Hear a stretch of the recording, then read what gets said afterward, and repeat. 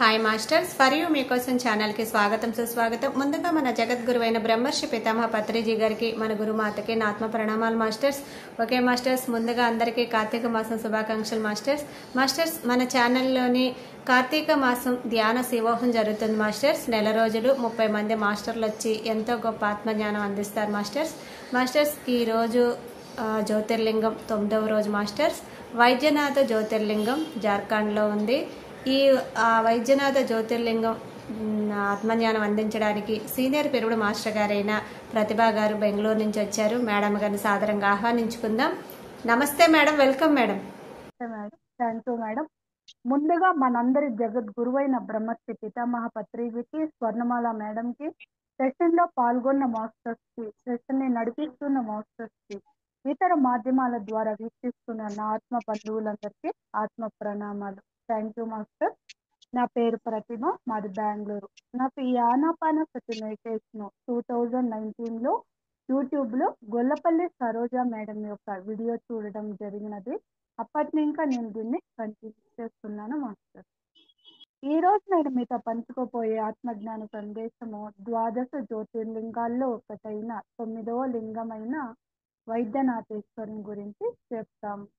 నాకు తెలిసిన విషయాలు అంటే ఇది నేను గూగుల్లో సెర్చ్ చేస్తున్నదే, నా దగ్గర ఏం ప్రత్యేకంగా వేరే పుస్తకం లేదు. దానిలో ఉన్న జ్ఞానాన్ని మీకు తెలియజేస్తాను మాస్టర్స్. ఇది ఎంతవరకు సరి అయినదో మీరే అర్థం చేసుకోవాలి. నాకు తెలిసిన ఆ జ్ఞానం అయితే నేను ఇప్పుడు అందిస్తాను. సాధారణంగా అయితే పర్లీలో ఉన్నది ఉన్న వైద్యనాథేశ్వరుడు జ్యోతిర్లింగం అని ద్వాదశ జ్యోతిర్లింగ స్తోత్రంలో ఉంటుంది. కానీ ఆదిశంకరాచార్యులు కానీ ఇతర శివ పురాణంలో కానీ జార్ఖండ్లో ఉన్న లింగమే వైద్యనాథేశ్వరుడు, అదే జ్యోతిర్లింగంగా భావిస్తారు అని చెప్తారన్నమాట. కాబట్టి ముందుగా జ్యోతిర్లింగ స్తోత్రము గురించి నేను చెప్తాను. అది చెప్పుకుందాం. ద్వాదశ జ్యోతిర్లింగ స్తోత్రం. సౌరాష్ట్రే సోమనాథంచ శ్రీశైలే మల్లికార్జునం ఉజ్జయిన్యాం మహాకాలం ఓంకారేత్వ మమలేశ్వరం పైర్యం వైద్యనాథం చ చాకిన్యాం భీమాశంకరం సేతుబందేతు రామేశం నాగేశం దారుకావని వారణాస్యాంతు విశ్వేశం త్రయంబకం గౌతమీ తటే హిమాలయేతు కేదారం గృష్ణేతు విశాలకే ఏతాని జ్యోతిర్లింగాన్ని ప్రాతఃసాయం పటే నిత్యం సర్వ పాప హరేకృతం అని చెప్తారనమాట. వినాశనం అనేసి అంటే సౌరాష్ట్రంలో సోమనాథుడుగా ఈ జ్యోతిర్లింగాలు స్వయంభూ లింగాలని కూడా చెప్తారు. ఎందుకంటే ఒకసారి విష్ణువుకి బ్రహ్మకి నేనంటే గొప్ప, ఎవరు గొప్ప అని ఒక వాదన వస్తుందంట. అప్పుడు ఆ సమయంలో శివలింగం జ్యోతిష్ స్వరూపుడుగా పెద్ద కాంతి స్తంభంగా ప్రత్యక్షమవుతుంది అని, దాన్ని లింగోద్భవ కాలం అని కూడా శివరాత్రి రోజు చెప్పుకుంటారు. మధ్యరాత్రిలో లింగోద్భవ కాలము జరిగిందని.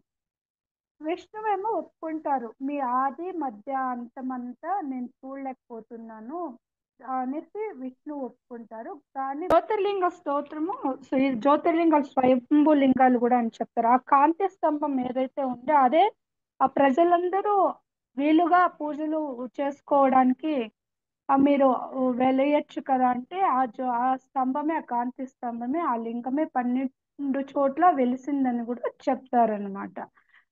కాబట్టి సౌరాష్ట్రంలో సోమనాథుడుగా, శ్రీశైలంలో మల్లికార్జునుడుగా, ఉజ్జయినిలో మహాకాళేశ్వరుడుగా, ఓంకారేశ్వరుడుగా మమలేశ్వరంలో, తర్వాత పర్లియంలో వైద్యనాథేశ్వరుడుగా, డాకిన్యంలో భీమాశంకరుడుగా,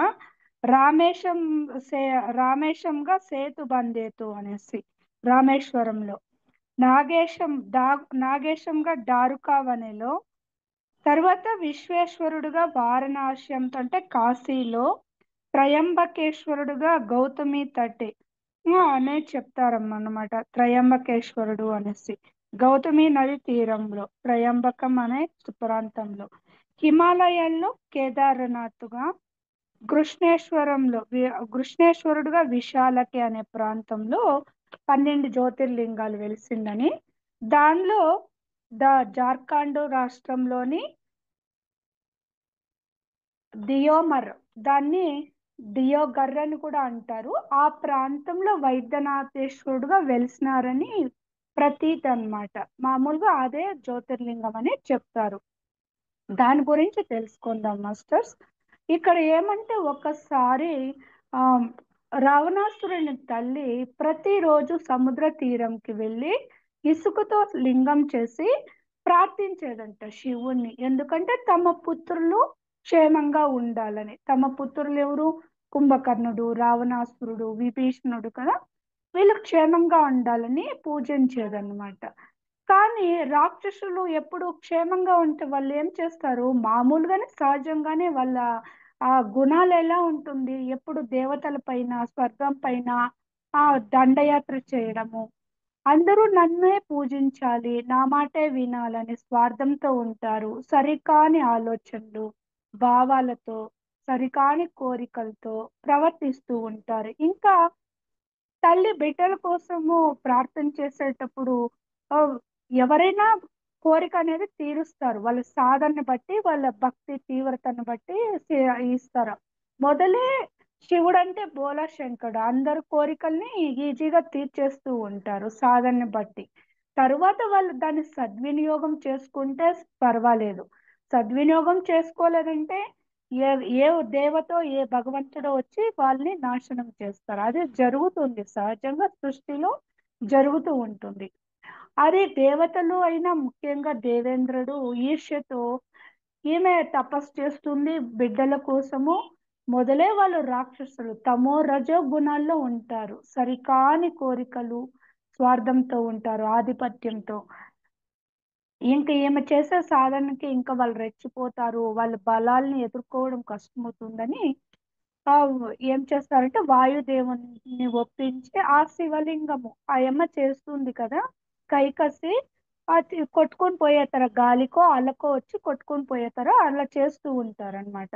ఇది గమనించిన తల్లి ఏం చేస్తుందంటే రావణునికి కోరుతుంది, ఇలా జరుగుతూ ఉంది, నువ్వు కైలాసంకి వెళ్ళి, అంటే హిమాలయాలకు అనుకుంటాము, వెళ్ళి తపస్సు చేసి ఆ నువ్వు శివుణ్ణి మెప్పించి ఆత్మలింగాన్ని తీసుకుండ్రా, అదైతే ఎవరు ఏమి చేయరు, దాన్ని లంకలోనే పెట్టుకుంటాము, నేను పూజ చేస్తాను, నా కోరిక తీరుతుంది అని చెప్తుంది అనమాట. సరే, తల్లి కోరిక మేరకు రావణాసురుడు హిమాలయాలకు వెళ్ళి తపస్సు చేస్తాడు, తీవ్రంగా తపస్సు చేస్తాడు. రావణాసురునికి మొదలే 10 తలలు ఉంటుంది. అదే మామూలుగా మనం ఆధ్యాత్మికంగా తీసుకుంటే ఆ 10 తలలు ఇంద్రియాలతో పోల్చుకోవచ్చు, సరికాని గుణాలతో కూడా పోల్చుకోవచ్చు అనమాట. ఒక్కొక్క తలని నరికేస్తూ ఉంటాడు. అలా 9 తలలు నరికినాక 10వ తల నరకపోతున్నప్పుడు శివుడు ప్రత్యక్షమవుతాడు. అప్పుడు ఏం కోరిక అంటే, మా తల్లి ఇలా కోరింది, మీ ఆత్మలింగాన్ని తీసుకురమ్మనింది అని చెప్తారు. సరే, అది అతని సాధన తీవ్రతకి మెచ్చుకొని శివుడు ఆత్మలింగాన్ని ఇస్తాడు. కానీ 2 షరతులు పెడతాడంట. ఒకటి, నువ్వు కాలినడకతో తీసుకువెళ్ళాలి లంకకి, అంటే రావణాసురుడు ఉండే ప్రాంతము లంక కదా, ప్రస్తుతం అయితే అది శ్రీలంక. ఇంకొకటి ఏమంటే, ఎట్టి పరిస్థితుల్లోనూ నువ్వు దీన్ని కింద నేలపైన పెట్టకూడదు, లంకకే తీసుకువెళ్ళి అక్కడే ప్రతిష్టాపన చేయాలి.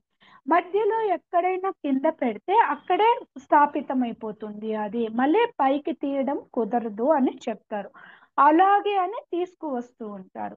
ఇక్కడ ఏమవుతుందంటే దేవతలంతా విష్ణువుని కోరుతారు, అతను తీసుకువెళ్తున్నాడు లంకకి, ఇంకా ఆత్మలింగం లంకకి చేరిందంటే ఇంకా వాళ్ళ రెచ్చిపోతారు, వాళ్ళని ఎదుర్కోవడం కష్టమవుతుంది. ఎప్పుడు చూడు దేవతల పైన, స్వర్గం పైన, ఇట్లా మానవుల పైన అంతా కూడా ఆధిపత్యం చెలాయిస్తూ ఉంటారు కదా. అప్పుడు ఏం చేస్తాడు, విష్ణు మాయచే గణేశుని ఆ ముందుగా పెట్టుకుంటారనమాట. ఎందుకంటే ఏ పూజ చేసినా మనం మొదటగా గణేశుని ప్రార్థన చేస్తాము. చూడు, అతను నిన్ను మొదటగా ప్రార్థించుకుంటగా మీ తండ్రిని ప్రార్థించి ఆత్మలింగాన్ని తీసుకువెళ్తున్నారు, ఇంకా లంకకు తీసుకువెళ్తే ఇంకా మొదలే నిన్ను పట్టించుకోరు, అలా ఏదో కొద్దిగా అలా చెప్పి రెచ్చగొట్టి చేస్తారనమాట. అప్పుడు గణేశుడు ఏం చేస్తాడంటే చిన్న గొల్ల పిల్లవాడుగాను, ఒక గొర్రెల కాచుకునేవాడిగాను, అట్లా ఆవులు మెప్పుకోవచ్చు, లేకపోతే ఒక బ్రాహ్మణ పిల్లవాడుగాను అక్కడ ప్రత్యక్షం అవుతాడు. రావణాసురుడు హిమాలయాల ఇంకా ఆ, లంకకు వెళ్ళే ప్రాంతంలో కనిపించేతర చేస్తారనమాట. అంతేకాకుండా సంధ్యా సమయం అయ్యేతర అని కొందరు చెప్తారు. ఎందుకంటే రావణుడు పేరు రావణ బ్రహ్మ కదా, వాళ్ళకి ఉదయము, మధ్యాహ్నము, సాయంత్రము సంధ్యా సమయాల్లో గాయత్రి జపం చేసుకుంటూ తర్పణం ఇవ్వడము అది ఉంటుందన్నమాట. లేకపోతే కాలకృత్యాలు తీర్చుకునే అత్యవసర పరిస్థితుల్లో ఆ, వచ్చినప్పుడు ఇంకా అది కింద పెట్టాల్సి వస్తుందన్నమాట. కాలకృత్యాలు తీర్చుకునే సమయం అని కూడా చెప్తారు. ఏదేమైనప్పటికీ మనము దీనిలో ఉన్న సారాంశాన్ని మాత్రమే తీసుకుందాం మాస్టర్స్. అప్పుడు ఏం చేస్తారు, ఇది ఎక్కడ పెట్టాలా అని ఆలోచిస్తున్నప్పుడు గణేశుడు ఒక చిన్న బాలుని రూపంలో కనిపిస్తారు అనమాట. అప్పుడు ఏం చేస్తాడు రావణాసురుడు, కొద్దిసేపు దీన్ని పట్టుకోనైనా నాకు అవసరం ఉంది, పలానా అవసరం ఉంది, సంధ్య వార్చుకోవడము, సంధ్యావందనం చేసుకోవడము, లేకపోతే కాలకృత్యాలకు వెళ్ళాలని చెప్తాడు అనమాట.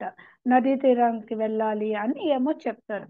అప్పుడు గణేశుడు ఏం చెప్తాడంటే, అయ్యో ఇది పట్టుకుంటే చాలా బరువుగా ఉంది, నేను ఎక్కువసేపు మోయలేను, ఆ, నేను ఆ, కాకపోతే నేను 3 సార్లు పిలుస్తాను మిమ్మల్ని, అంతలోపల మీరు వచ్చేయాలి, లేకపోతే నేను పెట్టేస్తాను ఇక్కడ అని చెప్తారనమాట. సరే ఓకే అని చెప్తారు.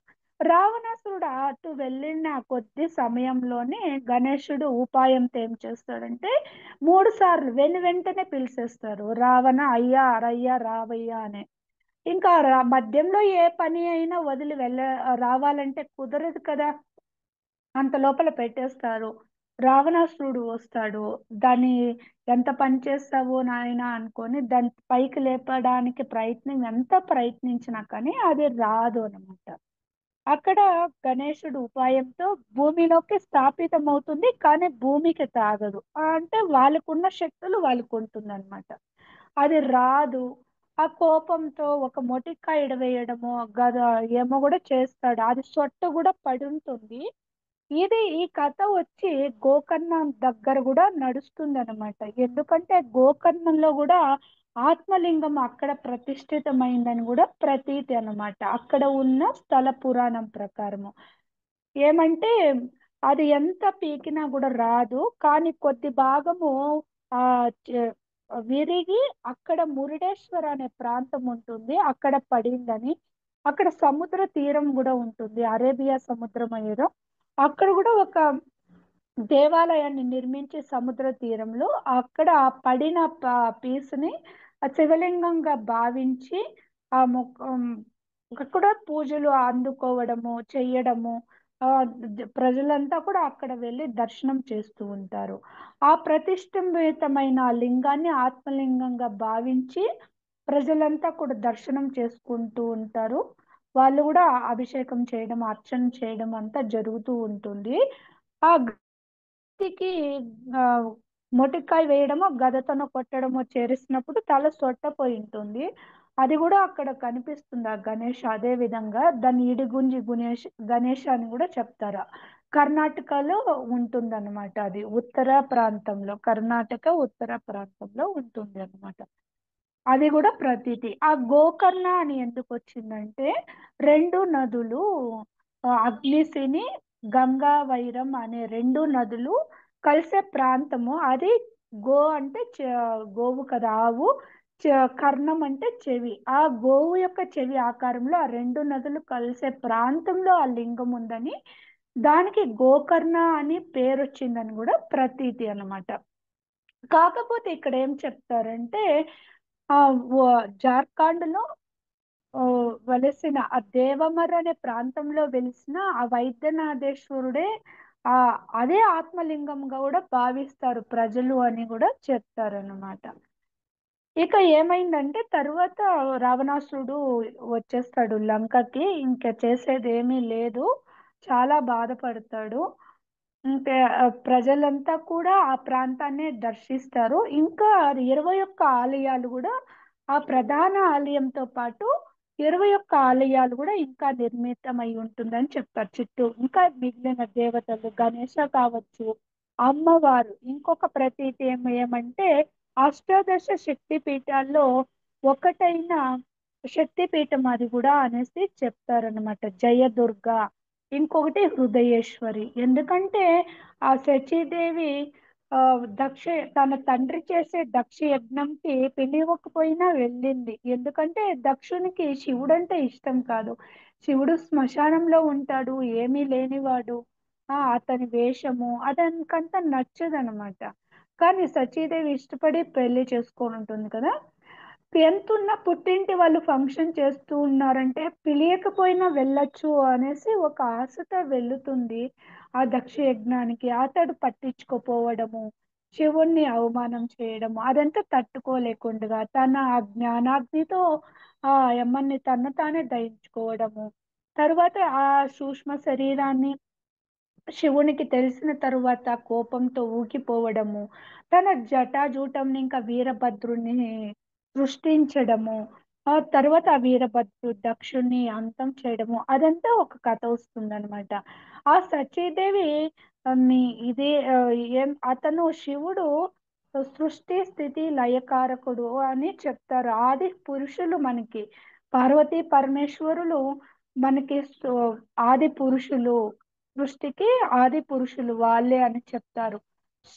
శివుడు అలా కోపంతో రగిలిపోతూ ఉంటే ఇంకా సృష్టికి ఏమవుతుందో అని ఆ శరీరాన్ని భుజాన్ని వేసుకుని అలా తాండవం చేస్తూ ఉంటాడనమాట. ఇంకా ఇది సరికాదని విష్ణువు ఏం చేస్తాడంటే తన సుదర్శన చక్రంతో ఆ దేహాన్ని శిథిలం చేస్తాడు. అప్పుడు ఏమవుతుందంటే ఆ దేహము అనేక ముక్కలుగా ఒక్కొక్క భాగము, ఒక్కొక్క అవయము ఒక్కొక్క ప్రాంతంలో పడుతుంది. దాన్ని ఆ ఏం చెప్తారంటే ద్వాదశ శక్తి పీఠాలు అని చెప్తారు. అంతేకాదు ఇంకా 51 శక్తి పీఠాలు కూడా ఉంది అని చెప్తారు. ఆ హృదయం ఏదైతే ఉందో ఈ జార్ఖండ్ లో ఉన్న దియోమన్ ప్రాంతంలోనే పడింది అని చెప్తారు. దాన్ని హృదయేశ్వరి అనే పేరు కూడా వచ్చింది అని చెప్తారు. తర్వాత జన్మంలో సచీదేవిని పార్వతీదేవిగా జన్మ తీసుకొని హిమవంతునికి, తర్వాత శివుని పెళ్లి చేసుకోవడానికి వ్రతం చేసింది. ఎక్కడైనా దేవతలు తపస్సు అంటే ధ్యానమే చేస్తారు. కాకపోతే మనము సంసారంలో నిర్వాణం కాబట్టి మనం సమయం ఉన్నప్పుడు ధ్యానం చేసుకుంటాము.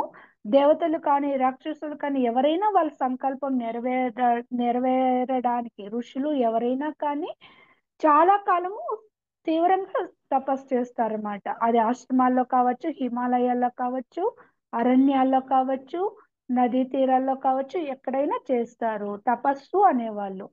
ఎవరైనా ధ్యానమే చేస్తారు. పార్వతి అంటేనే ధ్యానమే, శక్తి, ప్రకృతి, విశ్వశక్తి. కాబట్టి ధ్యానమే చేస్తుంది. అదే దీపావళి రోజు కూడా చెప్తారు కేదారేశ్వర వ్రతం చేస్తారు. మామూలుగా మనమైతే దీపావళి రోజు దీపాలు పెట్టుకుంటాము. నరకాసురుని వధ జరిగిందని చెప్తాము. సత్యభామ వధించిందని చెప్తాము. సత్యం ఏమంటే సత్యమే ఎప్పుడు మనలోని సరికాని అజ్ఞానాన్ని, అసుర లక్షణాన్ని వధిస్తుంది. అంటే జ్ఞానం అనే వెలుగొచ్చినప్పుడు, ధ్యానం చేసినప్పుడు, ఆత్మ జ్ఞానము బ్రహ్మ జ్ఞానం పొందినప్పుడు సత్యం ఏది, ధర్మం ఏదని తెలుస్తుంది. మనం శరీరం కాదు ఆత్మ అని తెలుసుకుంటాము. ఏది శాశ్వతము, ఆత్మ శాశ్వతం అని తెలుస్తుంది. ప్రకృతికి కానీ శరీరానికి కానీ సృష్టిలో ఏ వస్తువుకి కానీ ఏ ప్రాణికి కానీ ఆధారము చైతన్యమే అని తెలుస్తుంది. ఆత్మ అని తెలుస్తుంది. ఆత్మ వల్లే, ఆత్మ అంటే పురుషుడు అన్నమాట. ప్రకృతి అంటే శక్తి, విశ్వశక్తి, ధ్యానము, పార్వతి, సీత, ఏదైనా చెప్పుకోవచ్చు. అప్పుడే శక్తిను కావాలి, ప్రకృతికి శక్తిని కావాలి, పురుషుడికైనా శక్తి కావాలి, చైతన్యము కావాలి. దేహంకైనా సరే విశ్వశక్తిను కావాలి, ప్రాణశక్తి కావాలి, ప్రాణవాయువు కావాలి. అప్పుడే ఆత్మ అనేది నిలబడుతుంది అనమాట, శరీరంలో అయినా ఎక్కడైనా. అప్పుడు ఏం జరుగుతుందంటే పార్వతి కూడా శివుని కోసము తపస్సు చేస్తుంది. తర్వాత శివుని పెళ్లి చేసుకుంటుంది. అదొక కథ అన్నమాట. ఇక్కడ ఏమంటే ఎందుకు వైద్యనాథుడు అని పేరు వచ్చిందంటే ఆ తలల్ని తనకి అతికిస్తాడు, తిరిగి అతికిస్తాడు, వైద్యం చేస్తాడు కాబట్టి వైద్యనాథేశ్వరుడు అని ఒక ప్రతీతి. ఇంకొకటి, ఆ శివుడికి ఇది రావణాసురుడు బాదుకుంటాడు కదా లింగంకి, అంత శరీరం అంతా రక్తమై గాయాలవుతుంది. ఆ శివుడు ఇట్లా నిమిరినప్పుడు అతని శరీరం అంతా, ఆ, ఎందుకంటే కరుణే కదా, ఎవరికైనా భక్తిగా పూజిస్తే అతడు రాక్షసుడైనా ఆ దేవత అయినా వాళ్ళకి ఒక కరుణ అనేది ఉంటుంది. ఇది నిమిరినప్పుడు అదంతా గాయం అంతా మాయమయ్యి మామూలు శరీరం వచ్చేస్తుంది. అక్కడ వైద్యం చేస్తాడు కాబట్టి వైద్యనాథుడు అనే ప్రతీది. అంతేకాకుండా ఆమ్, అక్కడ వచ్చే భక్తులు అనారోగ్యంతో ఎన్నో కోరికలతో బాధలతో కూడా వస్తారు. శారీరకంగా అనారోగ్యం కావచ్చు, మనసులో ప్రశాంతత ఉండొచ్చు, ఏదైనా అనారోగ్యం రుగ్మతలే అవుతుంది. శారీరక పరంగా, మనస్సు పరంగా, బుద్ధి పరంగా ఏదైనా కానీ అదే అనారోగ్యంతో సమానమే. ఎటువంటి రుగ్మతలైనా అది తీరుస్తాడు అని ఒక భావన, వాళ్ళకి విశ్వాసం ఉంటుంది కాబట్టి వైద్యనాథేశ్వరుడు అని పేరు అని కూడా చెప్తారు. తర్వాత రావణాసుడి ప్రయత్నం వల్ల ఆ లింగం అక్కడ ఇది ప్రతిష్ఠింపబడింది. ఎంతైనా రావణుడి తపస్సు వల్లే ఆ లింగం వచ్చి అక్కడ చేరిందని, ఒక ఆ పేరు నిలిచిపోవాలంటే రావణుని పేరుతోనే రావణేశ్వర్ అని కూడా ప్రజల్లో ఒక ప్రతీతి ఉంది, పేరు అని కూడా చెప్తారనమాట. ఇలా ఆ కథ వచ్చి అలా జరుగుతుంది. అది జార్ఖండ్ రాష్ట్రము. అక్కడికి వెళ్ళడానికి కూడా అనేక చోట్ల ఇంకా ట్రైను, బస్సు, తర్వాత ముంబై కానీ హైదరాబాద్ ఇంకా కానీ విమాన ఆ, ద్వారా వెళ్ళే ఫెసిలిటీస్ కూడా ఉందని చెప్తారు. అక్కడ ఉండడానికి ప్రజలకి ఎటువంటి ఇబ్బందులు ఏముండదు. అన్ని సౌకర్యాలు, వసతి సౌకర్యాలంతా కూడా ఉంటుంది. చక్కగా దర్శనం చేసుకొని రావచ్చు అని కూడా చెప్తారు. చాలా ప్రకృతి అంతా కూడా చాలా ఆ సౌందర్యంగా ఉంటుంది అని కూడా చెప్తారనమాట. తర్వాత ఇంకొకటి ఏమంటే ఆ అమ్మవారు ఆ ప్రధాన ఆలయంకి ఎదురుగానే అమ్మవారి శక్తి పీఠం ఉంటుంది కదా, జయదుర్గ అని పేరు, హృదయేశ్వరి అని పేరు. ఆ రెండు గోపురాలకి ఎర్రని దారాలు కట్టుంటారనమాట. ఎందుకంటే వాళ్ళు భార్యాభర్తలు, సృష్టికి ఆది పురుషులు, వాళ్ళు దంపతులు, తల్లిదండ్రులు కాబట్టి అది. ఆ తర్వాత ప్రకృతి పురుషుల కలయికే సృష్టి. అంతేకాదు మన దేహంలో కూడా ప్రకృతి పురుషుల కలయికే అన్నమాట. అంతేకాదు అర్ధనారీశ్వర తత్వం అన్నమాట. స్త్రీ పురుష తత్వాలు అనేది ఉంటుంది. స్త్రీ తత్వం అంటే ఏమిటి? జాలి, దయ, కరుణ, సహనము, క్షమ, కృతజ్ఞత, ఇదంతా అన్నమాట. పురుష లక్షణం ఏమి? పాలించే ఇది. తరువాత ఆధిపత్యం కానీ, అంటే బాధ్యత, ఒక కర్తవ్య దీక్ష, ఇదంతా ధైర్యంగా ఉండడము, ఇదంతా పురుషతత్వము. ప్రతి మనిషిలోనూ స్త్రీ పురుష తత్వాలు అనేది ఉంటుంది. భౌతికంగా మనము శరీర దృష్టితో చూడకూడదు. కథనం ఏదేమైనప్పటికీ అక్కడ చెప్తారు, ఆ సరికాని 10 తలలని తీసేసి తరువాత సరి అయిన తలల్ని అంటిస్తాడు. అంటే సరి అయిన గుణాలు మనలో ఆల్రెడీ దైవిక లక్షణాలు ఉంటుంది. పుట్టినప్పుడే మనము దైవ స్వరూపలము, ఆత్మగానే ఉంటుంది. కాకపోతే మనము భూమి పైన జన్మ తీసుకున్నప్పుడు, జీవాత్మక జన్మ తీసుకున్నప్పుడు తమో రజో గుణాలకి లోనవుతూ ఉంటాము, అరిషడ్ వర్గాలకి లోనవుతూ ఉంటాము. ఇంకా బాహ్యేంద్రియాలు, కర్మేంద్రియాలే కాకుండా మనకి అంతరేంద్రియాలు, అంతఃకరణాలని కూడా అంటారు కదా, మనసు, బుద్ధి, చిత్తము, అహంకారము, వాటినంతా మనము ఆధీనంలో పెట్టుకోవాలి, బ్యాలెన్స్డ్ గా పెట్టుకోవాలి. కానీ అంతరేంద్రియాలు, అతిపెద్ద ఇంద్రియము మనస్సు అన్నమాట. ఆ మనస్సు ఎప్పుడు ప్రాపంచికత వైపు, అనిత్యం వైపే మొగ్గు చూపుతూ ఉంటుంది. కాబట్టి మనము అక్కడ బ్యాలెన్స్ కోల్పోతూ ఉంటాము, తమో రజో సత్వగుణాలకి లోనవుతూ ఉంటాము. దానిని ఇంకా మనకి ఆలోచనలు సరైనవి ఉండొచ్చు, సరికానవి ఉండొచ్చు. ఆలోచనలు కానీ, భావాలు కానీ, వాక్కులు కానీ, కోరికలు, మనం చేసే చేష్టలు, చర్యలు, దాన్నంతా సరిగా బ్యాలెన్స్ గా చేసుకోకపోతే మనము అజ్ఞానంతోనూ అహంకారంతోనూ స్వార్థంతోనూ అలా నడుచుకుంటూ ఉన్నప్పుడు తిరిగి పాప కర్మ అనేది చేరుతూ ఉంటుందన్నమాట. అది ఎక్కువ ప్రబలినప్పుడు ఏం చేస్తారు, ఏదో ఒక రోజు మనమే నాశనం అయిపోతాము. మన అహంకారము, మన స్వార్థము, మన ఇది సరికాని కోరికల నుంచి ఏదో ఒక రోజు మనమే అంతమైపోతాం అనమాట. ఆ, లేకపోతే ప్రకృతిలో అయితే ఏదో ఒక రూపంలో ధ్వంసం చేస్తుంది ఆ శక్తుల్ని కానీ మన భౌతిక శరీరాన్ని కానీ. ఇంకా అవతార పురుషులు కూడా భూమి మీద దానికి అవతరిస్తూ ఉంటారు, గురువులు కానీ ఆ, దేవతలు కానీ దైవం కానీ. ఎందుకంటే ఎక్కడైతే ధర్మం అణచబడి అధర్మం తాండవిస్తూ ఉంటుందో దాన్ని బ్యాలెన్స్ చేయడానికి అవతార పురుషులుగా గురువులుగా కానీ రాముడు కృష్ణుడు కానీ ఎవరో ఒకరు వచ్చి అవతరించి దాన్ని అంతం చేస్తారనమాట.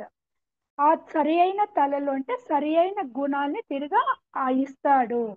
మనకి భావాలు ఆలోచనలు ఎప్పుడూ తలలోనే కదా వస్తూ ఉంటుంది. ప్రేమ, దయ, కరుణ, క్షమ, కృతజ్ఞత ఇవంతా కూడా సరి అయిన గుణాలు. దాన్ని తిరిగి ఇస్తాడు అని కూడా చెప్తారన్నమాట.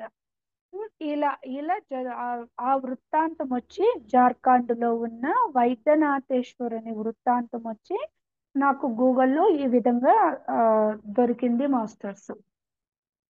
తర్వాత ఇంకా ఏమవుతుందంటే మనము ధ్యానం ద్వారా తీసుకుంటే ఎక్కడైనా ఆత్మలింగం అంటే మనలో ఉన్న ఆత్మని ఆ, మేల్కొల్పాలి. అది ఎలా సాధ్యమవుతుంది? ధ్యానం ద్వారానే. ధ్యానం ద్వారానే జ్ఞానం వస్తుంది. ఏ జ్ఞానము? ఆత్మ జ్ఞానము. ప్రాపంచిక జ్ఞానం ఏమంటే మనం చదివే చదువుల ద్వారా వచ్చింది.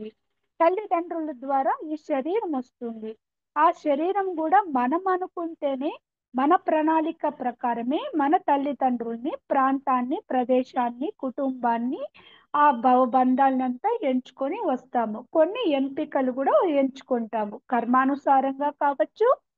మనం కొన్ని ప్రత్యేకమైన పాఠాలు నేర్చుకోవడానికి, అనుభవ జ్ఞానం కోసము భూలోకంలో జన్మ తీసుకోవడానికి మనము కొన్ని ఎంపికలు, ఏదైనా మన ప్రణాళిక అనేది మన ఎంపిక లేనిదే ఏది జరగదు. అలా తీసుకొని వస్తాము. కానీ పైలోకాల ఆత్మ ఆత్మగా ఉన్నప్పుడు ఎరుకతో ఉంటుంది. నేను శరీరం కాదు ఆత్మ అని ఉంటుంది, అది తెలుసుకుంటుంది. ఎందుకంటే మూల చైతన్యం ఇంకా విడివడిన అంశాత్మలు ప్రకృతి లోకంలో పంచభూతాలతో కూడిన ప్రకృతి లోకంలో జన్మ తీసుకున్నప్పుడు ఖనిజ, వృక్ష, జంతు, మానవ సామ్రాజ్యాలుగా జన్మ తీసుకుంటుంది. ఆత్మ పరిణామ క్రమంలో ఎదుగుతూ వస్తుందన్నమాట. అదే ఆత్మ మానవ శరీరంలో కూడా ప్రవేశించినప్పుడు కొన్ని జన్మలు శైశవాత్మగా, బాలాత్మగా, యువాత్మగా, ప్రౌఢాత్మగా, వృద్ధాత్మగా, విముక్తాత్మగా, చిట్ట చివరికి పూర్ణాత్మ స్థితికి చేరుకుంటుంది. పూర్ణాత్మ అంటే పరిపూర్ణమైన ఆత్మ స్థితి అన్నమాట. అంటే మా సార్ ఎప్పుడు పత్రి సార్ 5 ఫింగర్ కాన్సెప్ట్ లో చెప్తూ ఉంటారు. శరీరము, మనస్సు, బుద్ధి, ఆత్మ, సర్వాత్మ. ఈ ఆత్మ ఏమో జీవాత్మ. జీవుడు వేరు, దేవుడు వేరే అనే భావనతో ఉంటుంది. అంతేకాదు మనకి భౌతిక ప్రపంచంలో ఈ భూలోకంలో పాంచక భౌతిక శరీరం, స్థూల శరీరం అనేది ఉంటుంది, పైకి కనిపిస్తుంది. కాబట్టి ఆ జీవాత్మ ఇదే సర్వాత్మ. ఇది పరిపూర్ణంగా నేను కూడా ఆత్మనే, పరమాత్మనే. ఎందుకంటే భగవంతుని బిడ్డలము. కాకి పిల్ల కాకి అయినప్పుడు, ఆ ఇది కుక్క పిల్ల కుక్క అయినప్పుడు, ఆవునింక వచ్చిన దూడు కూడా పెరిగి ఆవి అయినప్పుడు మనం కూడా పరమాత్ముని ఇంకా పుట్టిన వాళ్ళమే, పరమాత్ముని ఇంకా వచ్చిన అంశాత్మలమే. కాకపోతే ప్రకృతి లోకంలో ఈ భౌతిక శరీరాన్ని ధరించినప్పుడు జీవాత్మ అనబడుతుంది. కానీ జీవించి ఉన్నప్పుడే నేను పరమాత్మను తెలుసుకోవడమే ఆత్మ జ్ఞానము, బ్రహ్మ జ్ఞానము. అది ఎలా సాధ్యమవుతుంది? ధ్యానం వల్లనే సాధ్యమవుతుంది. అది కూడా శ్వాస మీద ధ్యాస పెట్టి ధ్యానం చేసినప్పుడే. కాకపోతే ప్రకృతికి కూడా ఆధారము చైతన్యమే అన్నమాట, పురుషుడే అన్నమాట. ఆ మూల చైతన్యం ఏమనుకుంటుందంటే ఒకానొక సమయంలో తన్ను తాను అనేక రూపాల్లో చూసుకోవాలని ఒక భావన. అప్పుడు ఏం చేస్తాడంటే భగవంతుడు తన్ను రెండు భాగాలుగా వ్యక్తం చేస్తాడు. ఒకటి ఆత్మక్షేత్రము, రెండవది ప్రకృతి క్షేత్రము. ఈ ఆత్మక్షేత్రంలో ఏమవుతుందంటే ఎప్పుడు కోటాను కోట్ల అంశాత్మలు వర్షపు బిందువుల్లో పుడుతూనే ఉంటుంది నిరంతరము. ఈ ప్రకృతి లోకాల్లో పంచభూతాలతో కూడిన ప్రకృతి లోకాలు ఎప్పుడు ఉద్భవిస్తూనే ఉంటుంది, పుడుతూనే ఉంటుంది. ఈ ఆత్మలంతా కలిసి ప్రకృతి లోకంలో జన్మ తీసుకున్నప్పుడు ఖనిజ, వృక్ష, జంతు, మానవ సామ్రాజ్యాలుగా లోకి ప్రవేశిస్తుంది. ప్రవేశించి అన్ని అనుభవాలు పొందుతూ ఉంటుంది. ఎలాగైతే తల్లికి బిడ్డకి బొడ్డు పేగు ఎలా ఉంటుందో అలాగే మన స్థూల శరీరానికి సూక్ష్మ శరీరానికి వెండి తీగ సిల్వర్ కార్డ్ అనేది ఉంటుందని మనము ధ్యానం ద్వారా తెలుసుకున్నాము. అలాగే ఈ జీవాత్మకి పరమాత్మకు కూడా ఒక కనెక్షన్ ఉంటుంది. దాన్ని గోల్డెన్ కార్డ్ అని చెప్తారా అని కూడా వింటూ ఉంటాం అన్నమాట. మనం పొందే అనుభవాలంతా కూడా ఒకటి మనకి మన ఆత్మ ఎదుగుదలకి, ఇంకొకటి ఆ జ్ఞానాన్ని పరమాత్మను కూడా స్వీకరిస్తూ పైలోకాల్లోనే ఉంటూ ఒక పక్క సృష్టి రచన చేస్తూ ఒక పక్క ఈ జీవులు పొందే జ్ఞానాన్ని కూడా తను తీసుకుంటూ తను కూడా జ్ఞానాన్ని పెంచుకుంటూ ఉంటాడు నిరంతరము. ఆ సృష్టి రచన కూడా చేస్తూ ఉంటాడు. ఏ లోకంలో అయితే ఎటువంటి జ్ఞానం కావాలనో ఆ లోకాలకి అంశాత్మల్ని పంపించి ఏ జ్ఞానమైతే కావాలనో ఆ జ్ఞానాన్ని ఆ జీవాత్మ ద్వారా తను కూడా తీసుకుంటూ సృష్టి రచన చేస్తూ ఉంటాడు. ఎందుకంటే జ్ఞానం అనేది అనంతము, పొందుతూ ఉంటే పొందాల్సింది ఎంతో ఉంటుంది. అంతేకాదు అన్నపూర్ణేశ్వరి అని మనము ఒక శ్లోకం వింటాము. అన్నపూర్ణే సదాపూర్ణే శంకర ప్రాణవల్లభే జ్ఞాన వైరాగ్య సిద్ధైతం భిక్షాందేహి చ పార్వతి అని వింటాం. అక్కడ అన్నపూర్ణాదేవి అంటే పూర్ణ జ్ఞానం కలది అని చెప్తారనమాట. అది కూడా నేను ఆ, ఉమ్, ఈ దసరా టైంలోనే తెలుసుకున్నాను, ఒక మాస్టర్ ద్వారా విన్నాను. అన్నపూర్ణ అంటే పూర్ణ జ్ఞానం కలది. అన్నపూర్ణేశ్వరి అంటే కాశీలో అక్కడ వెలిసింది. ఒకసారి శివుడికి తనకన్నా ఎప్పుడు ధ్యానంలో ఉంటూ ఉంటాడు. ఎందుకంటే దేవతలంతా కలిసి ఆ మహాకారణ లోకాలకి వెళ్తారు కొన్ని ప్రశ్నలతో. అక్కడ శివుడు ధ్యానంలో కూర్చొని ఉంటారు. ఆ ఆ శివుడు ధ్యానం ఇంకా బయటకు వచ్చిన తర్వాత దేవతలు అడుగుతారు, స్వామి మేమేమో కోరికతో ఒక ప్రశ్నతో మీ దగ్గరకు వస్తే మీరు కూడా ధ్యానంలో ఉన్నారు కదా, మీరు ఎవరిని ధ్యానం చేస్తారు, సృష్టికి మూల పురుషులు మీరే కదా, అంటే నాకన్నా గొప్ప వాళ్ళు ఉన్నారు నాయనా, నేను కూడా వాళ్ళని ఇంకా పొందాల్సింది ఇంకా ఎంతో ఉంది అని చెప్తారనమాట. అంతటి పరమేశ్వరుడే నిరంతరం ధ్యానంలో అది, తను శక్తిని పొందుతూ ఆ ఆత్మ జ్ఞానాన్ని బ్రహ్మ జ్ఞానాన్ని పొందుతూనే ఉంటారు. ఎందుకంటే త్రిపుర సుందరి అని చెప్తారు మన శరీరాన్ని. త్రిపుర అంటే మూడు పురాలు: స్థూల శరీరము, సూక్ష్మ శరీరము, కారణ శరీరము. సుందరుడు అంటే ఆత్మ చైతన్యము. ఆ మూడు పురాల్లో ఉన్న చైతన్యాన్ని త్రిపుర సుందరి. ఆ మూడు పురాలుకి ఆధారము ఉనికి కూడా ఆత్మే అన్నమాట.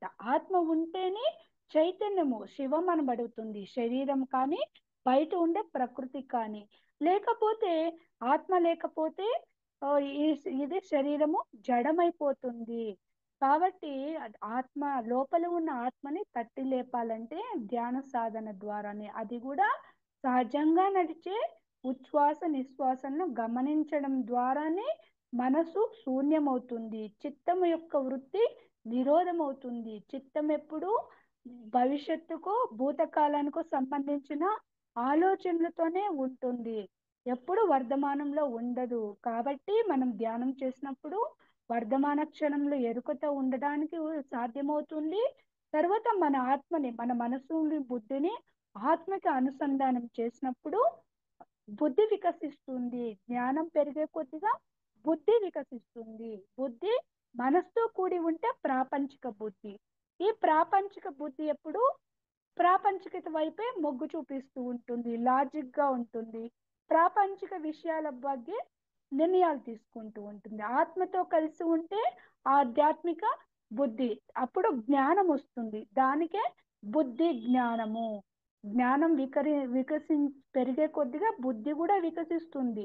బుద్ధి వికసించినప్పుడు ఆత్మతో కూడి ఆ బుద్ధిలో సరి అయిన నిర్ణయాలు తీసుకుంటాము. ఏ సమయంలో ఎటువంటి నిర్ణయాలు తీసుకోవాలి, ఒక సిచ్యుయేషన్ ని కానీ ఎలా హ్యాండిల్ చేయాలి, ఒక సమస్య వచ్చినప్పుడు దాన్ని ఎలా అధిగమించాలి, ఏ సమయంలో మాట్లాడాలి, ఎలా మాట్లాడాలి, ఎంతవరకు మాట్లాడాలి, అదంతా నిర్ణయం అన్నమాట.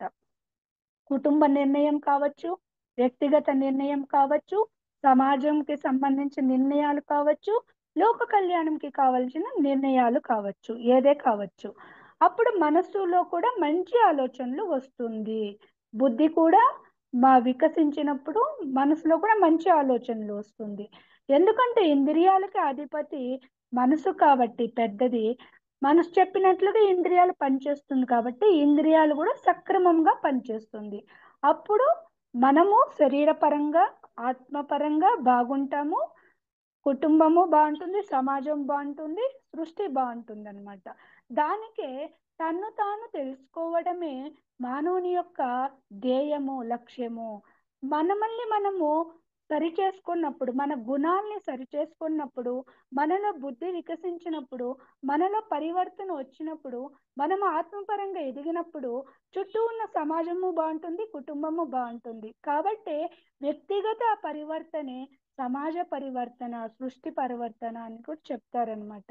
ఎందుకంటే భూమి ఎదుగుదల అంటే కూడా భూమిపైన అందరూ ఆత్మజ్ఞానులుగా ఉన్నప్పుడు, బ్రహ్మజ్ఞానులుగా ఉన్నప్పుడు, సత్యం ఏది ధర్మం ఏదని తెలుసుకున్నప్పుడు విచక్షణ జ్ఞానంతో నడుచుకుంటారు.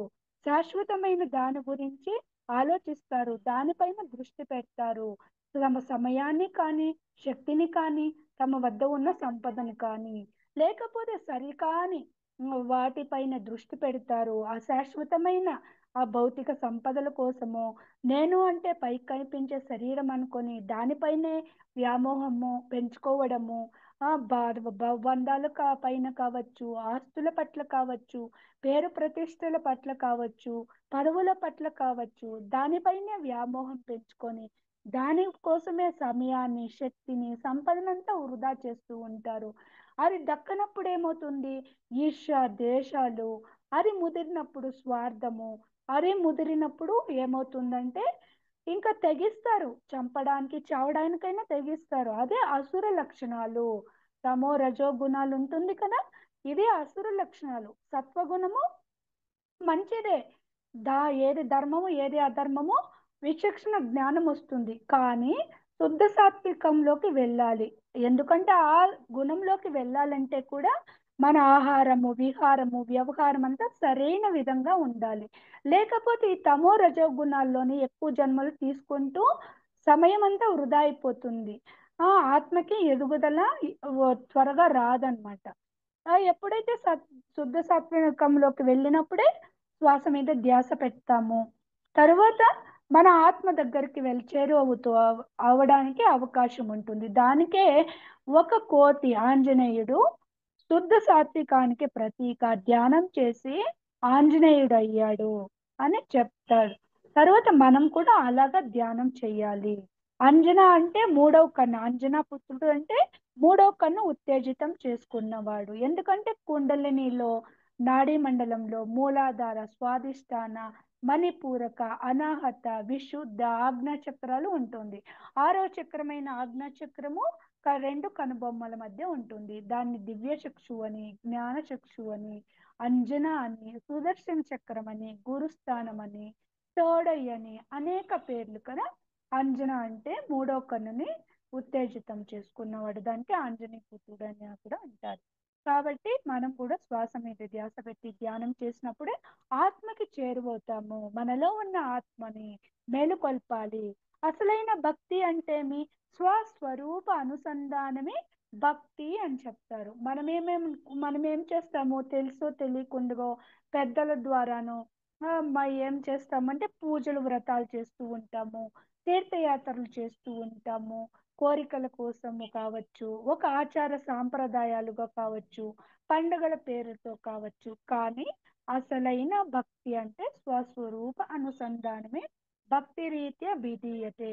మన లోపల ఉన్న ఆత్మతో అనుసంధానం అవ్వడము, మన ఆత్మతో దగ్గరగా ఉండడము, అది ధ్యానం ద్వారానే సాధ్యము. మనతో మనము ఉండడము, దానికే ఉపవాసం అంటారు. అంతేకాని మనం బాహ్యంగా ఉపవాసాలు ఉంటాము పూజల్లో, పండగల టైంలో, అది కాదు. ఆహారం తినకుండా ఉండడము, లేకపోతే అన్నం తినకుండా వేరే పలహారాలు తినడము, అది చేస్తూ ఉంటాము, అది కాదు.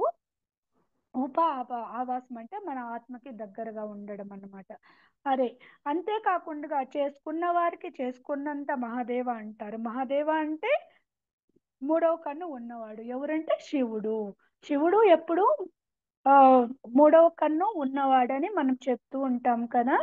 అదే మనము ఆ జ్ఞాన చక్షువుని ఉద్దీపనం చేసుకోవాలి. దానికి మనము రెండు చర్మ చక్షువుల్ని ధ్యానంలో మూసినప్పుడు మనోచక్షు ఓపెన్ అవుతుంది. మనోచక్షువులో ఎప్పుడు మనకి గతానికో భవిష్యత్తుకు సంబంధించిన ఆలోచనలు, లేకపోతే ఒక విజువలైజేషన్ నడుస్తూ ఉంటుంది. దృశ్యాలు మనసులో కూడా మనము ఊహించుకుంటూ ఉంటాము. అది మూసినప్పుడు ధ్యానం ద్వారా దివ్య చక్షు అనేది తెరవబడుతుంది. అక్కడ కూడా కొన్ని దృశ్యాలు చూస్తాము. ప్రకృతిలో, ఈ భూలోకంలో ఉండే కొన్ని ప్రకృతి దృశ్యాలు కావచ్చు, రంగులు కావచ్చు, మా తర్వాత గురువులు కావచ్చు, లేకపోతే సూక్ష్మ శరీరయానం ద్వారానో, లేకపోతే ఈ కూర్చున్న చోటనే సృష్టిలో ఏం జరుగుతుందో, లేకపోతే భూత భవిష్యత్తు వర్తమానాలను దర్శిస్తాము.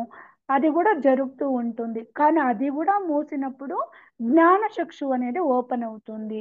ఆ అక్కడికి చేరుకోవాలి మనము. ఇదంతా కూడా తాత్కాలికమా, అక్కడికి చేరుకోవాలి. జ్ఞానం అంటే మనకే అనిపిస్తుంది ఏం ఆలోచించాలి, ఏం మాట్లాడాలి, ఏం తినాలి, ఏం తాగాలి, ఎట్లాంటి వారితో సహవాసం చేయాలి, దేనిపైన మనం దృష్టిని పెట్టాలి, అదంతా వస్తుంది. అదే అసలైన జ్ఞానము. ఏది శాశ్వతం, ఏది అశాశ్వతము, ముక్తి పొందాలి. జీవించి ఉన్నప్పుడే ఆనందంగా ఉండాలి వర్ధమాన క్షణంలో. ఆ తర్వాత పరిముక్తి, జన్మరాహిత్య స్థితిని పొందాలి. భూమి పైన మళ్ళీ మళ్ళీ జన్మ తీసుకోవాల్సిన అవసరం లేకుండా, మనం నేర్చుకున్నది అయిపోయిన తర్వాత కూడా నేర్పించడానికి మళ్ళీ జన్మలు తీసుకోవాల్సి వస్తుంది. మనం ధ్యానం ద్వారా పొందిన జ్ఞానాన్ని ఇతరులకి తెలియచెప్పాలి. వాళ్ళు కూడా ఆనందంగా ఉండాలి. ఎందుకంటే సృష్టి అంటే మనమే కాదు, మన బంధువులే కాదు, మానవులే కాదు, ఖనిజ, వృక్ష, జంతు, మానవ సామ్రాజ్యాలు అన్నీ కలిస్తేనే సృష్టి, ఈ భౌతిక ప్రపంచము, ఈ భూలోకము. కాబట్టి అందరూ ఆనందంగా ఉండాలి. ప్రతి ప్రాణి ఆనందంగా జీవించాలి. ఎందుకంటే పరమాత్ముడు చెప్తాడు కదా భగవద్గీతలో, అహమాత్మ గుడాకేశ సర్వభూతాశయ స్థిత, అహం ఆదించ మధ్యంచ భూతానాం అంతమేవచ. అర్జున, సమస్త సృష్టిలో అణువణువున వ్యాపించి ఉన్నది నేనే. ప్రతి ప్రాణిలో, చర అచర అన్నిటిలో అంతర్యామిగా ఉన్నది నేనే. చరించేవా ఉంటాయి, చరించనివి ఉంటాయి. కొండలు ఒక్కడే ఉన్నా కూడా అవిట్లో కూడా ఒక చైతన్యం అనేది ఉంటుంది. అన్నిటికీ నేనే మూలభూతాన్ని అని చెప్తారనమాట. కాబట్టి ఆ పరమాత్ముడు సృష్టించిన బిడ్డలం మనం కూడా పరమాత్ములమే. కాకపోతే మనసు ప్రభావంతోనో, ఆ భూమి మీద అజ్ఞానంతోనో, అహంకారంతోనో, స్వార్థంతోనో మనము మర్చిపోయాము. తాత్కాలికంగా మర్చిపోయాము. ఆ మర్చిపోయిన దాన్ని మనం మళ్ళీ ధ్యానం ద్వారా, జ్ఞానం ద్వారా గుర్తు చేసుకుంటాము. మనము దైవ పదార్థాలము, మనము మమాత్మ సర్వభూతాత్మన స్థితిలో జీవించాలి. మనం పైకి కనిపించే శరీరము కాదు, ఆత్మ పదార్థాలము. ఆత్మ ఉంటేనే శరీరానికి ఉనికి. ఈ భవబంధాలంతా కూడా మనం సృష్టించుకున్నదే, మన కర్మానుసారంగానో, కొన్ని అనుభవాల కోసము. ఆ తర్వాత కంటికి కనిపించే భౌతిక ప్రపంచం కూడా ఒకరోజు వెళ్ళిపోయేదే. ఎందుకంటే ప్రతి దీనికి సృష్టి స్థితి లయ అనేది ఉంటుంది. కాబట్టి ఇది కూడా అశాశ్వతమే. అని తెలుసుకోవాలి. మనం పాఠాలు నేర్చుకోవడానికి మాత్రమే వచ్చాము. సృష్టిలో కోటాను కోట్ల లోకాలు ఉన్నాయి. మనకి జన్మ పరంపర అనేది ఉంది, కర్మ పరంపర అనే ఉంది. ప్రతి దీనికి కార్యకారణ సంబంధం అనేది ఉంది. మన జీవితంలో కానీ, కుటుంబంలో కానీ, సమాజంలో కానీ, ప్రపంచంలో కానీ ఏదో జరిగినా ప్రతి దీనికి కారణం అంటూ ఉంటుంది. ఆ వాస్తవాల్ని అంగీకరించాలి. ఏది వాస్తవము, ఏది అవాస్తవం అనేది తెలుస్తుంది ధ్యానం ద్వారా, ఆత్మ జ్ఞానం వచ్చినప్పుడు. కాబట్టి ఇదంతా అంగీకరించాలి అనేది వస్తుందన్నమాట. అంగీకార తత్వం వస్తుంది, కార్యకారణ సంబంధం తెలుస్తుంది, సృష్టి రహస్యాలు, జన్మ రహస్యాలు తెలుస్తుంది. సృష్టిలో కోటాను కోట్ల లోకాల యొక్క సృష్టి రహస్యాలు, ఆకాశిక్ రికార్డ్స్ గురించి, మరణానంతర జీవితం గురించి తెలుస్తుంది. మన ఆత్మ భూమి మీదకి రాకముందుగా ముందు ఎలా ఉనింది అదంతా కూడా తెలుస్తుంది. కాబట్టి మనలో ఉన్న సరికాని గుణాలని సరి చేసుకుంటూ మన ఆ, ఇంద్రియాల్ని ఆధీనంలో పెట్టుకోవడానికి సాధ్యం. అంటే ధ్యానం చేసినప్పుడు, ఆ సాధన చేసినప్పుడు విశ్వశక్తి ద్వారా పొందే అపారమైన మహిమ గురుకృప అంటారు. ఎందుకంటే విశ్వశక్తి, ఆత్మకు కూడా శక్తి కావాలి, ఆత్మని కూడా తట్టి లేపాలి. అప్పుడే ఆత్మలో ఉన్న శక్తులంతా బయట వస్తుంది. అప్పుడు ఏమవుతుంది? శరీర పరంగా ఆరోగ్యము, మనసు పరంగా శాంతి, బుద్ధి పరంగా సరి అయిన సునిశ్చితత్వం బుద్ధిలో, తరువాత ఆత్మ జ్ఞానము, సుమిత్ర ప్రాప్తి, ఆ ముక్తి, పరిముక్తి, మహాపరిముక్తి స్థితికి చేరుకుంటాము, పూర్ణాత్మ స్థితికి చేరుకుంటాము. మనం భూమి పైన కూడా అద్భుతాలను సృష్టిస్తాము, మన జీవితంలో కానీ, భూమి మీద కానీ. తరువాత పైలోకాలకి శరీరాన్ని విడిచిపెట్టిన తరువాత కూడా తిరిగా సహసృష్టికర్తలుగా సృష్టి రచనకు కూడా సహాయపడతాము. ఆ స్థితికి చేరుకోవాలి. అప్పుడే పరిపూర్ణమైన బుద్ధి 100% వికసించిన వాళ్ళే బుద్ధుళ్ళు అని చెప్తారు. మూడవ కన్ను పరిపూర్ణంగా వికసింప చేసుకోవాలి ధ్యానము చేస్తూ. స్వాధ్యాయము సజ్ అంటే సత్యం తెలిసిన వాళ్ళు రచించిన ఆధ్యాత్మిక పుస్తకాలు, గురువులు, ఉదాహరణకు భగవద్గీత, రామాయణం, మహాభారతం, పురాణాలే కాదు, ఎంతో మంది గురువులు ఆ ఆత్మజ్ఞానాన్ని అందించారు. ఆ పుస్తకాన్ని చదువుతూ సజ్జన సాంగత్యం, సత్యం తెలిసిన వారితో సాంగత్యం చేస్తూ, సత్యం ఎవరు? ఆత్మే సత్యము, ఆత్మే నిత్యం అని తెలిసిన వాళ్ళు సజ్జనులు, ధ్యానం చేసిన వాళ్ళు సజ్జనులు. సత్సంగత్యం అంటే ధ్యానం ద్వారా మన ఆత్మతో మనము కలిసి ఉండడము. కాబట్టి అవి మూడు చేస్తూ మనం తెలుసుకునే ధ్యానాన్ని, జ్ఞానాన్ని అందరికి తెలియచేస్తూ ఆ సేవ చేస్తూ ఉన్నప్పుడు లోక కళ్యాణం కోసము మన దగ్గర ఏదుందో అది తన్ మన్ ధన్ మనస వాచ కర్మన త్రికరణ శుద్ధిగా చేస్తూ, కర్తృత్వ భావన లేకుండా, ఎటువంటి ఫలితాన్ని ఆశించకుండా చేస్తూ ఉన్నప్పుడు మనం కూడా ఆ పూర్ణాత్మ స్థితికి చేరుకుంటాము. బుద్ధి 100% వికసించిన వాళ్ళే బుద్ధుళ్ళు. మూడో కన్నును పరిపూర్ణంగా ఉత్తేజితం చేసుకున్న వాళ్ళే పరమ యోగీశ్వరులు, బ్రహ్మర్షులు.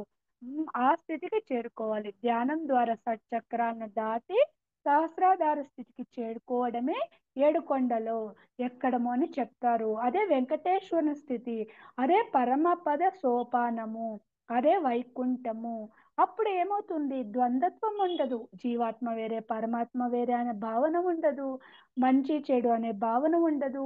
సుఖము, దుఃఖము, ఆరోగ్యము, అనారోగ్యము, కలిమి, లేమి, మానము, అవమానము, జననము, మరణము అన్నిటికీ అతీతంగా ఉంటాము. జీవితాన్ని అన్నిటినీ ఒక సాక్షిభూత స్థితిలో చూస్తాము. పరిస్థితులు అన్నిటినీ తామరాకు పైన నీటి బొట్టు అంటారు, పద్మపత్ర మీమాంబస అంటారు. అంటి అంటనట్లు ఉంటాము. మనసు బ్యాలెన్స్డ్ గా ఉంచుకుంటాము. దానికి కృష్ణుడు అర్జునుడికి యోగి భవార్జున అని చెప్తారు.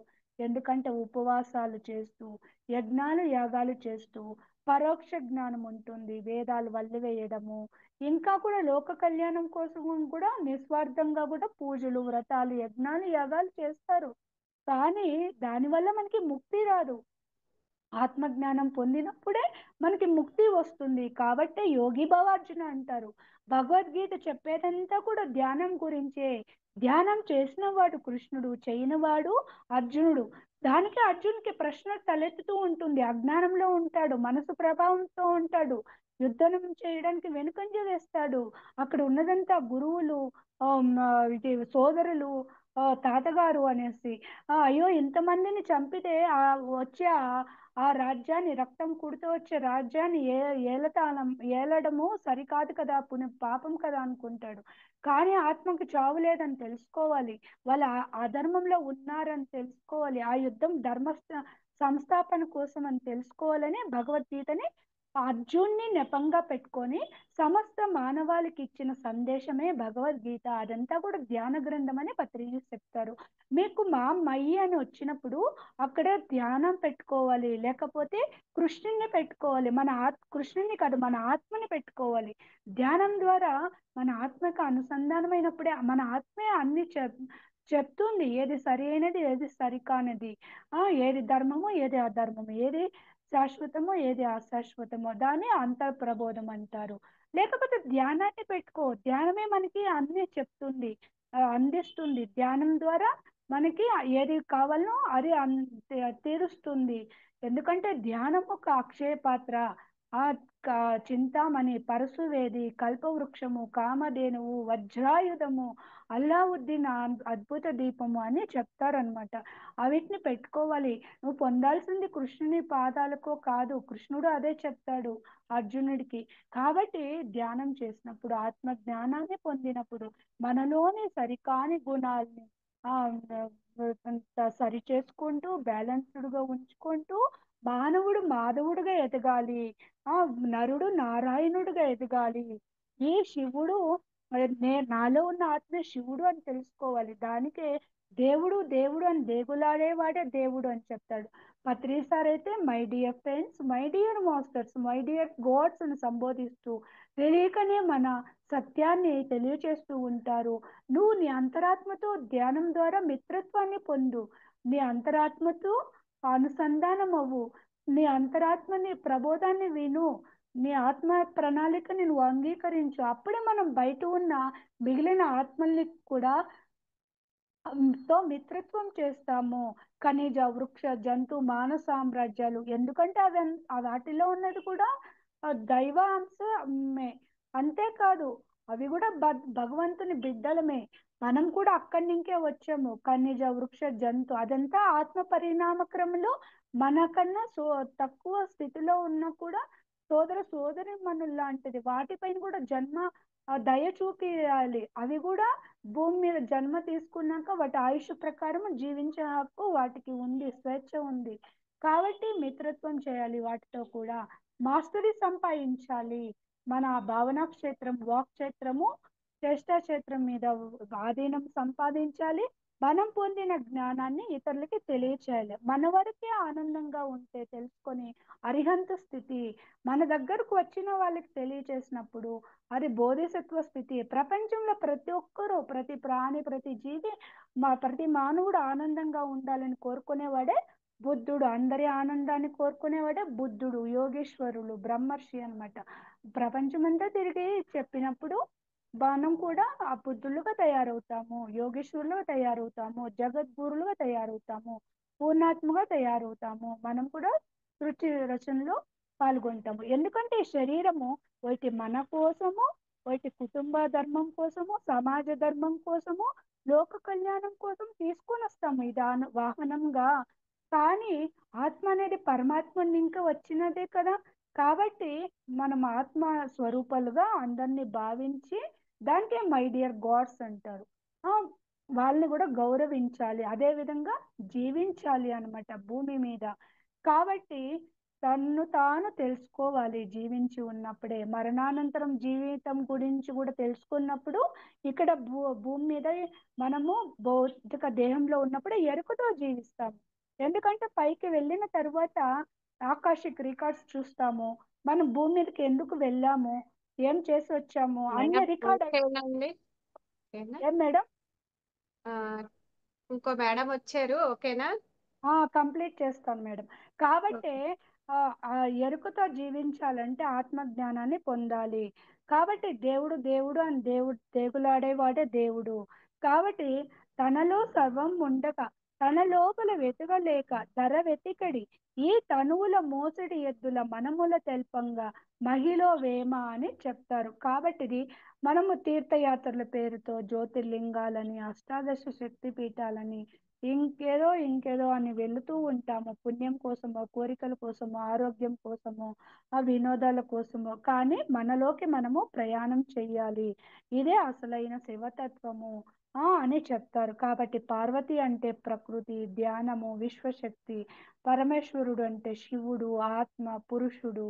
ఆ ఏదైనా ఆత్మారాముడు కావచ్చు, సీత అనుకోవచ్చు. కాబట్టి సీతారాముల కళ్యాణం అన్న, అర్ధనారీశ్వర తత్వం అన్న, బయట ఏది ఉందో అంతా మనలోనే ఉంది. కాబట్టి ఈ కార్తీక మాసంలో ద్వాదశ జ్యోతిర్లింగాల్లో ఒకటైన వైద్యనాథేశ్వరుల లింగం గురించి, జార్ఖండ్లో ఉన్న ఆ ప్రదేశం గురించి నాకు తెలిసిన ఈ జ్ఞానాన్ని మీతో పంచుకోవడానికి అవకాశం ఇచ్చిన ఫర్ యూ మీకోసం ఛానల్ మాస్టర్స్కి, ఆ సెషన్లో పాల్గొన్న మాస్టర్స్కి, సెషన్ని నడిపిస్తున్న మాస్టర్స్కి, ఇతర మాధ్యమాల ద్వారా వీక్షిస్తున్న ఆత్మ బంధువులందరికీ ఆత్మ ప్రణామాలు. జై హో పత్రిజీ, జయ హో పత్రిజీ, జై హో పత్రిజీ. Thank you masters. ఇందులో ఏమైనా తప్పులుంటే సరిదిద్దండి. Thank you madam. Thank you madam, thank you so much madam. For you మీకోసం మన ఛానల్కి వచ్చి ఎంతో గొప్ప ఆత్మజ్ఞానం అందించిన మాస్టర్లందరికీ, ప్రతిభ గారికి, శ్వేత గారికి, పద్మావతి గారికి ధన్యవాదాలు తెలుపుకుందాం masters. Thank you masters, thank you masters. ప్రతినిత్యం ఎరుకుతోటి ధ్యానం, స్వాధ్యాయం, సజ్జన సాంగత్యం చేద్దాం మాస్టర్స్. అందరి చేత చేయిద్దాం మాస్టర్స్. వైజాగ్కి మెగా పిరమిడ్ రావాలని పరమ గురువుల కోరిక, పత్రి గారి కోరిక, పత్రి మేడం కోరిక. మనం అందరం సంకల్ప ధ్యానం చేసి వైజాగ్కి మెగా పిరమిడ్ వచ్చేలా చేద్దాం masters. Thank you masters, thank you.